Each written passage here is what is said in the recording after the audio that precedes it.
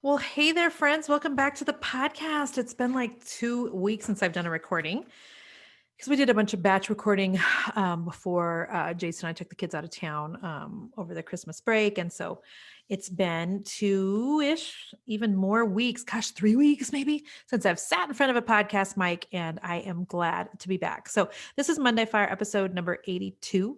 And I'm going to just have a quick word of encouragement for you on how you can try to stay positive when things are really hard.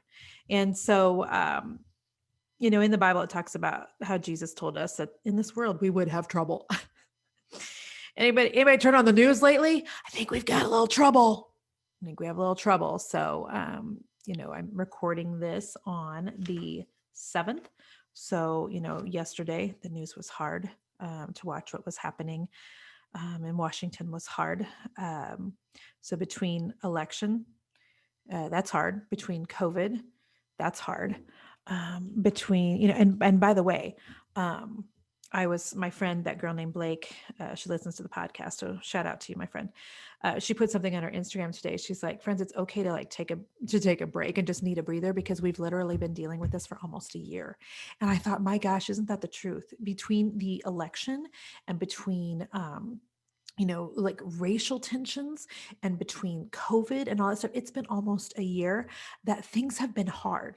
And so I appreciated when she said that. I'm like, oh my gosh, it has been almost a year of like trying to help our kids through what the world is currently looking like and being home from school. And some of you have literally had your kids home from school since last March. Things are hard. Not to mention, there are some of you who are, in the middle of a marriage issues. You are in the middle of kids who are on the struggle bus. You're in the middle of family drama. And so I just want to just like tell you, I see you. And I want to give you some tips on how you can try to stay positive in the midst of, in spite of. And so, just, in a moment of transparency, I will tell you that our family has been through probably the hardest couple of months of our life. And you probably wouldn't know that by watching on social media. You probably, and because not all things are for social, not all things are for public consumption, not all things, need to be talked about. There's a biblical type of covering that is not only honorable, but sometimes just required.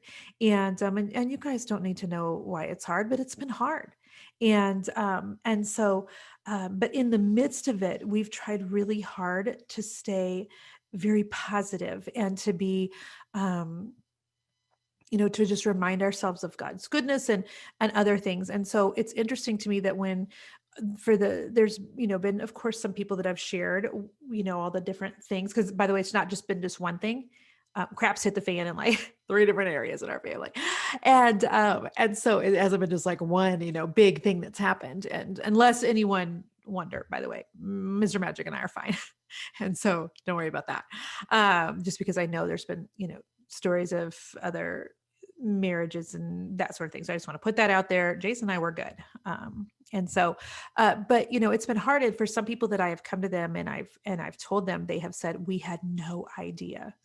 And it's not that we're pretending, but we are staying really positive. And so I just want to encourage those of you who also feel like you are starting out 2021 in an absolute freaking tornado, in a crap storm of drama in your world, and just absolute like nonsense.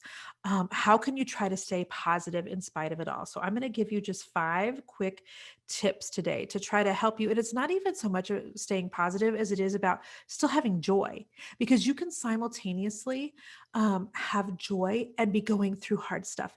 You can have joy and peace, by the way, and still be absolutely navigating the hardest season of your life. You can still have joy and peace and yet have this other part of you that is like deeply grieving and feeling all the things, all the big feelings. Those things are able to actually work in tandem. But I want to give you some tips. Okay. So if you feel like you are somebody you're just in a hard season, let me give you some things here. Okay. Number one, I want you to make sure that you fight to have some supportive, positive people around you. If you don't have them, you're going to have to fight to get them. So let me give you some really practical examples. Okay. So Jason and I do life with four other families at church. We've done life with them for decades and decades. We've renewed our wedding vows. We love them. They're family. We spent Christmas Eve with them, all of the things. Okay. And so, but we haven't even shared with them for a while what has been going on, because it's hard, and some of it's it's hard to talk about, and there's been a level of like, this is embarrassing, and don't even want to talk about it, and then I'm crying, you know what I mean, like there's all those things. But having people around you who can help reminding you of God's goodness, and that they are for you and not against you, and reminding you that God is for you and not against you, and keep turning you back to the Bible, like that is so important. So I know you're like, how do I find people like that? Well, I'll tell you what, like we're constantly telling our kids right now, like in order to have friends, you need to be a friend. And there, if and that looks like having a level of humility that is willing to step out and be rejected. Hey, could we have coffee? Hey, can we do a Zoom call since we can't actually have coffee? Hey, I just want you to know that like I see you sometimes at church, and you just seem like a really great person, and I could use a friend. I could use a friend. And so you're going to have to fight for friends. Can I just say that for those of you who don't have that community, you're going to have to fight for them. And so I can tell you some of the different ways my friends and I support each other, because when I say that we are a tight group, we're a tight group. We're a tight group. So we have like a texting thread between our friend group. We have a texting thread for just the women, just the wives, the 5 wives, and then we have a texting group for the 10. And there's some accountability there, because it's easy for some of us sometimes to go down this, like the whole world's falling to heck in a handbasket, and then there'll be somebody that brings up a scripture and brings us back around. And thank goodness for that. You could have a Voxer channel. We love Voxer here at Team Allwood. All of the women who are going through our new coaching program are on Voxer with us. It's a walkie-talkie. It's a fabulous way to communicate. I communicate with some of my closest girlfriends from Voxer. I have a Voxer thread set up to the 2 girls that I go to all the time for prayer. So having a Voxer thread, a great way to just continue to build friendships. Having a Marco Polo, if you don't know what that is, it's you can see each other's faces. And so literally I'm Marco Poloing last night. Jason and I are laying in bed and we're Marco Poloing with the friend group. And so it's so important to have friends and a supportive group of people around you. Yes, all the time, but especially now, especially now. So that's number 1. Number 2, turn on some worship music in your room. If you've got Alexa, here, let me demonstrate for you. Alexa, turn on Elevation Worship. That's one of the worship songs that I like. See, and it's going to start playing Elevation Worship. There you go. Just say, if you don't like Elevation Worship, say, Alexa, turn on worship music. Leave it on somewhere in your house all the time. Ari, since the day she moved in with us 2.5 years ago, has never had worship music not going in her room. Alexa off. We have a kiddo right now that we are praying through a lot of situations with, and there's worship music going on.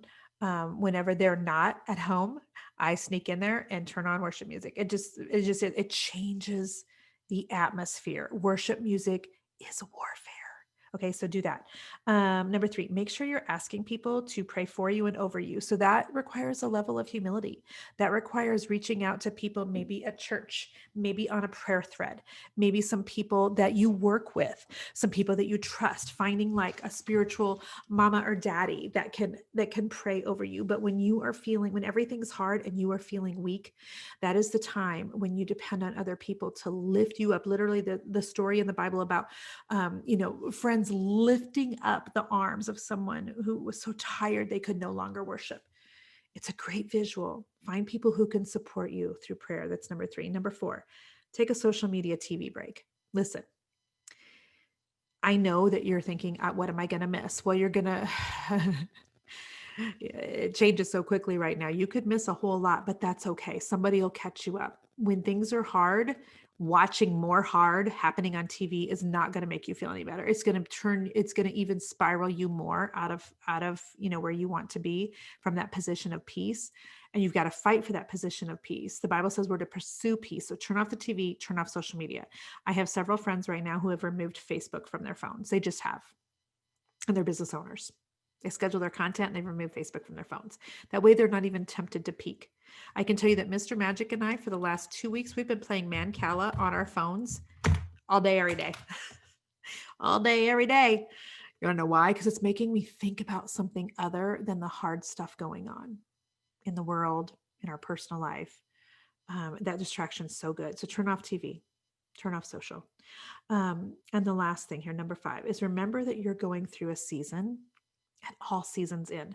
I think when we're in the middle of hard, we think it'll never end, or we think, how do I quickly get to 3 years from now when this doesn't hurt so much? Or how can I fast forward to the part where things are going to feel normal again? Or how can I rewind back to before we just went into crisis mode? And I think that that is, it's tempting to want to do that. But the Lord literally talks in the Bible about to everything there is a season.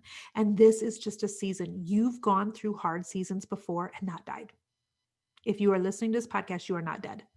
You have gone through hard seasons before. You have not died. They did not kill you. And I know that in the Bible, it talks about how, in this world, it says we are going to have trouble. And some of you, like me, you're in a position right now where it feels like trouble. It feels hard. And you want to just go back to how things were, months ago or years ago when everything was harder, or fast forward to when things feel easier again. But the truth is, it's almost like, if for those of you who are women and have kids, remember how you want so badly just to get to the part of the pregnancy where you have the baby, but you have to go through that gestation period. You have to go through the growing period. You have to go through that period of stretching physically in your body. You have to go through that period of hardness. And for a lot of us, during labor, there's weeping and gnashing of teeth and crying and everything else. Like, you have to go through that to get to the other side. And I just want to encourage you, you are in a season, but you will get to the other side. Seasons change. Who wrote that? Who wrote that old song? Destiny's Child. There we go. I had to think about it, but it's Destiny's Child. Who listened to Destiny's Child when they were in college? Circle yes or no and send me the answer on Instagram. So I hope that helps you today, friends. There's a lot of people talking about how they're starting off 2020, and everything's great and rosy. And I know that that's not the case for everybody. So take those tips. Make sure you've got positive people around you. Fight for that. Find some friendships.